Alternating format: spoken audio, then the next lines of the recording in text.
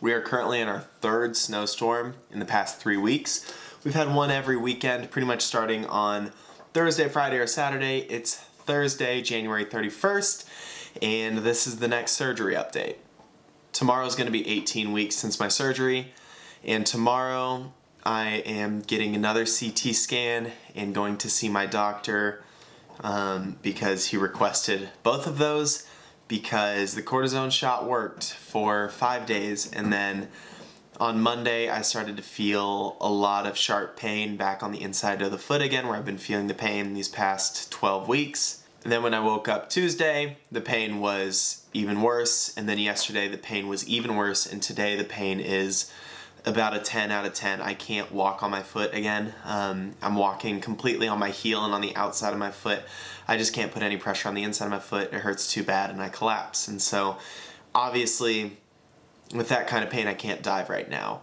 So we're gonna do another CT scan and I'm gonna see the doctor and we're gonna make some decision tomorrow of what we need to do.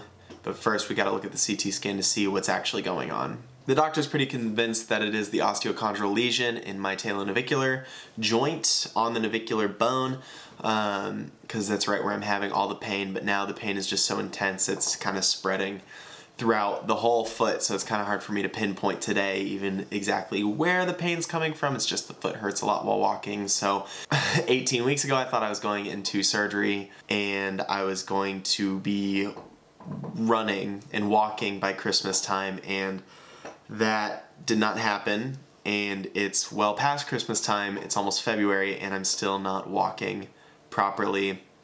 I've been in the boot for over 4 months now, and at this point I am letting go of any of my dreams to dive in the college season at all, because the options we're looking at to fix the pain I'm feeling now based off what we currently know is I'm probably going to be in the boot and back on the scooter for at least another 6 weeks due to them needing to do some surgical procedure to fix whatever they gotta fix. The surgery process has been the opposite of what I was expecting, the opposite of what I was hoping, and it's just been a stressful process because diving is my job, you know? Like, I have to be able to dive to be in school, be at college, and make sure my rent is paid and take care of my wife. And the fact that I've not been able to do that for the past 4 months is hard, but what's harder is I've not even been able to walk. I'm an athlete that can't even walk. I did the surgery, I've done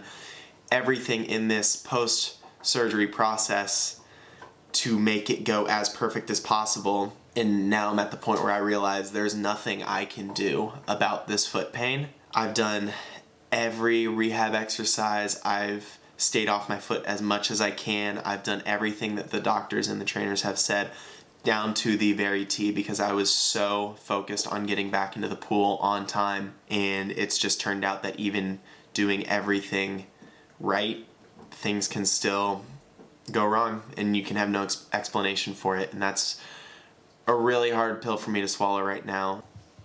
Oh, getting a call.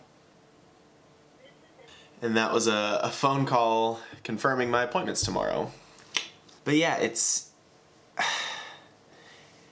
sucks getting surgery with the intentions of being able to still compete at the end of the college season, and especially it being my red shirt senior year. It's my 5th year of college. Like, I spent all this time hoping to compete, and it's not gonna happen. The next goal is to still be able to compete at the World Championship Trials in May. That is 15 weeks away. So whatever comes from this doctor's appointment tomorrow, I am just praying and hoping that first and foremost I can walk within those 15 weeks, but then also that there's just some supernatural healing going on to where I am walking and back on the boards with enough time to train for that event. Because 15 weeks it's less than what they recommend for recovery from surgery. I've had 18 weeks and things are more painful than before surgery. So this process has been